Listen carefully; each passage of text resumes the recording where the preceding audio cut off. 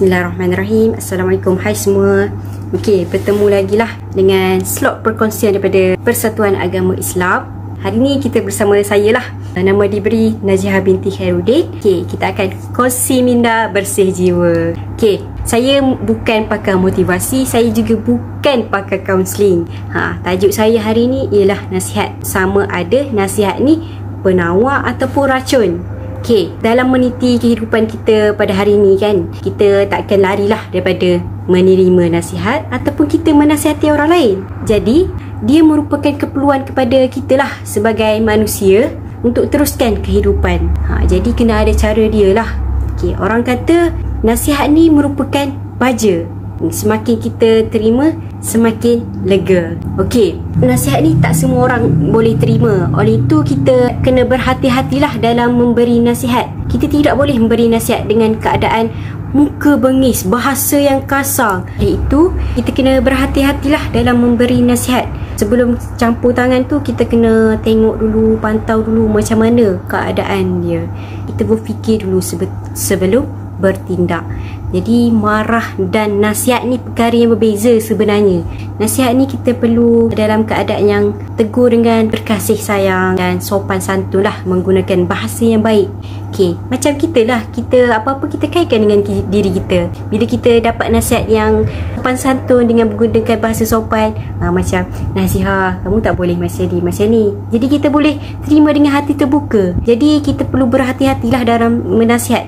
Kita nasihat ni untuk mendapatkan keredaan Allah dan mendapat yang terbaik lah, bukan untuk kita dan untuk orang lain juga.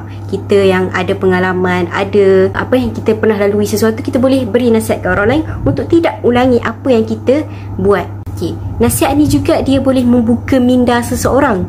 Setengah orang dia macam bila dinasihat ni, dia terbuka minda. Oh, betul lah, selama ni aku buat perkara yang salah, selama ni aku buat perkara yang tak betul. Alhamdulillah Allah kirimkan orang untuk nasihatkan kita, untuk perbetulkan apa rutin harian kita sebelum-sebelum ni.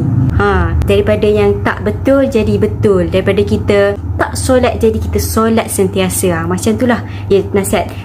Kalau tinggal solat ni macam ni. Jadi dia lepas pada tu dia solat hari-hari, dia istiqomah lah. Bukan setakat solat, dia baca Quran hari-hari walaupun satu muka surat. Contoh macam tu lah. Satu lagi, dalam menasihati, kita tak boleh aibkan orang bila kita nasihatkan dia.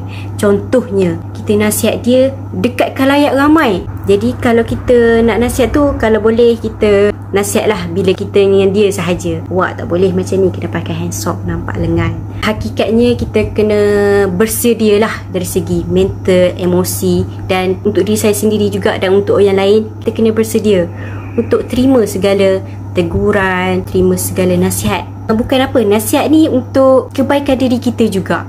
Kebaikan diri kita juga untuk tambah baik, perbaiki diri kita dari semasa ke semasa. Kita manusia ni mudah lalai, mudah alpa dengan kesenangan dunia kan. Jadi kesediaan kita terhadap menerima nasihat menunjukkan kebesaran hati kita lah dengan orang-orang sekeliling kita, sama ada dengan kawan-kawan, dengan ahli keluarga dan sanak saudara. Jadi kita kena terbuka hati untuk terima pendapat, untuk terima nasihat dan segalalah. Tapi kita kena tengoklah apa yang disampaikan, apa yang diberikan, sama ada baik ataupun buruk. Okey, saya nak kongsilah persoalan daripada kawan saya sebelum ni yang tanya kepada ustaz lah kalau tak silap. Adakah kita perlu melihat orang yang menegur kita? Dan ustaz tu menjawab, ambillah teguran melalui, yang pertama, teguran melalui majlis ilmu. Contohnya kita pergi dengan ceramah ke apa kan. Yang kedua, teguran daripada orang terdekat, macam contohnya ibu bapa kita, kawan-kawan kita. Yang ketiga, teguran dari musuh kita. Kadang-kadang teguran daripada musuh kita tu pun kadang menjadi penambah baik untuk diri kita. Dan yang terakhir, teguran direct lah daripada Allah Subhanahu Wa Taala. Itu sahajalah daripada saya. Terima kasih.